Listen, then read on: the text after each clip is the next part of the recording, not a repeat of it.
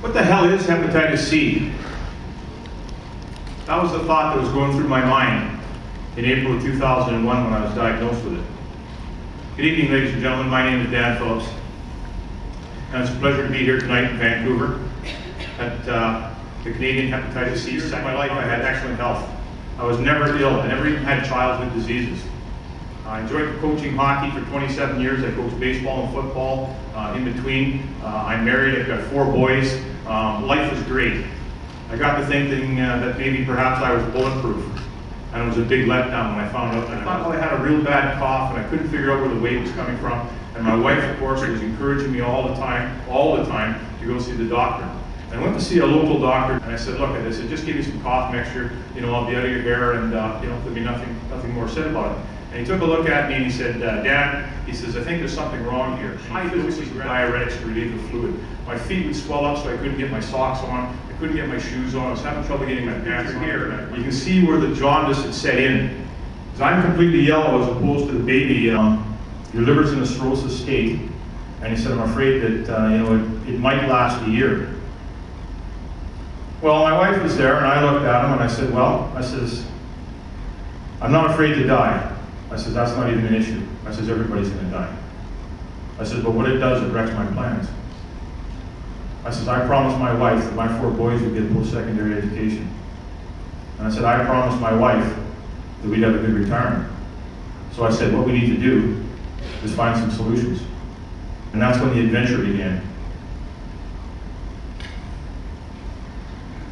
There's a picture of me at Father's Day. We hadn't told my sons what the verdict was with me. They knew there was something wrong, but they wanted to hear from me. I had one in college, one working out of college, but he was working in Alberta. We had everybody home for Father's Day, and that's where we broke the news to them. Is that I had hepatitis C, I needed a liver transplant, which we knew nothing about. And things don't look all that. The part about it is that when you have hepatitis C, your mind, at that stage, your mind starts to slip a bit, and you're not maybe as coherent as you'd like to be. And this is at my son's graduation at the end of June, so that's about 2 weeks later from Father's Day. And I look pretty shabby there. You can see the ascites in my lower abdomen and my color. I was so fatigued that I could only stay for a certain part of the ceremonies where I'd have to go out and I'd have to lie in the car and rest for a while. After the ceremonies, after the graduation pictures were taken, I was talking to one of Matt's teachers, and perhaps I wasn't as alert as what he thought I would be, and he commented to one of Matt's friends after, is that, was Matt's dad all there? Well, that got back to Matt through his friends, and of course I wasn't very happy with it, and I had quite a go-around with the superintendent of the schools over that. But it puts a lot of social acceptance, the peer pressure. Fine, it's bad enough on me looking like that, but when it starts affecting your family. Things were progressing, and I was going through some of the preliminaries and lining up to get an assessment in London, Ontario for a liver transplant. One of the things that was very evident in my life at that point, I was entering the toughest fight of my life to get considered on the list for a liver transplant. There's lots of sick people, and there just isn't enough organs. So who wins? And on November 26th, I was flown and given the good news that yes, they like what they've seen. You've made the list, and you're in the 125 position, and you could be looking for a transplant in about a year and a half. Well, the mathematics didn't work very good because I'd been told my liver's only going to last 12 months. They're telling me I get a liver transplant in 18 months. So that was just the beginning of some very severe depression. I've got a family rotating around me, and I'm kind of in the middle of it. I didn't want to keep everybody up all night worrying about what I was doing. I slept in the basement. I watched cooking shows to keep myself busy. I watched all the cooking shows, Emerald, Bobby Flay, Martha Stewart. I'll tell you, I could cook anything. They kept me occupied, they kept me going, but I didn't want to disturb everybody else, so I went on kind of like my own 24-hour clock.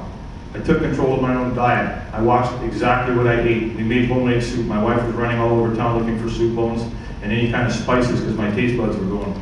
Any kind of spices that wasn't harmful for my liver. And I would sit there at the chair and at the stove, because I couldn't stand up very long, and I'd be cooking away. My muscle mass, my mind was slipping there. I know it's fading, and I'm watching my body slowly dissolve. I can't walk, I wanted to do my share, and I sat there trying to carve that ham for over an hour.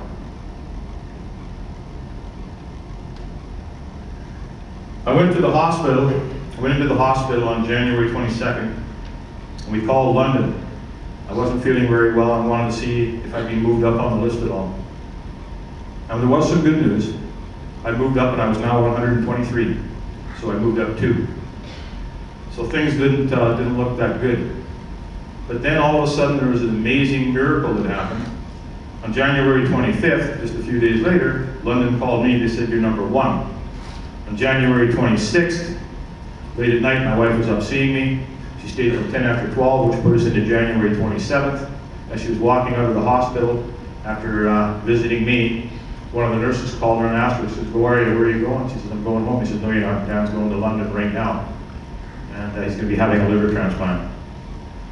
She comes joyfully back into the room. They'd just given me a great amount of morphine, so I wasn't completely all there. And she told me that, how happy she was because we're going to London. I thought we'd won a trip to England. I was very happy. I needed the support of my wife.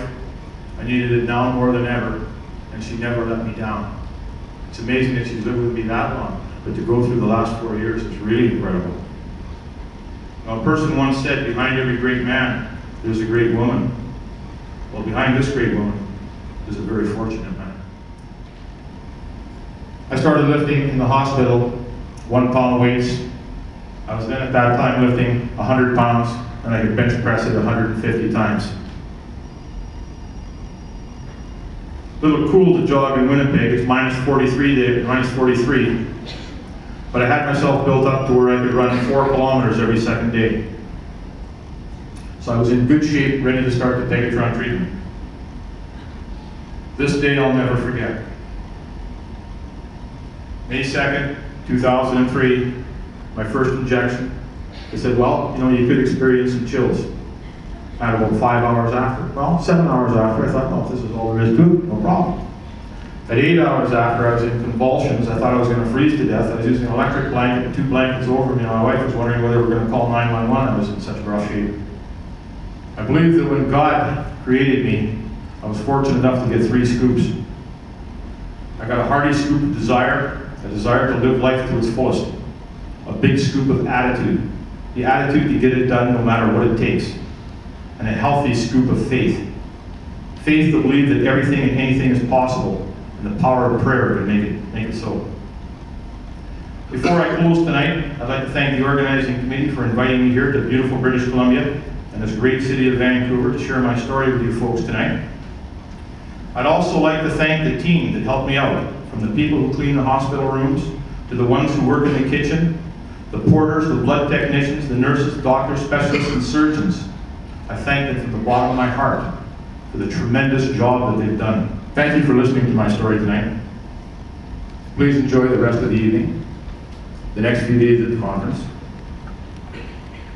Good night, and God bless.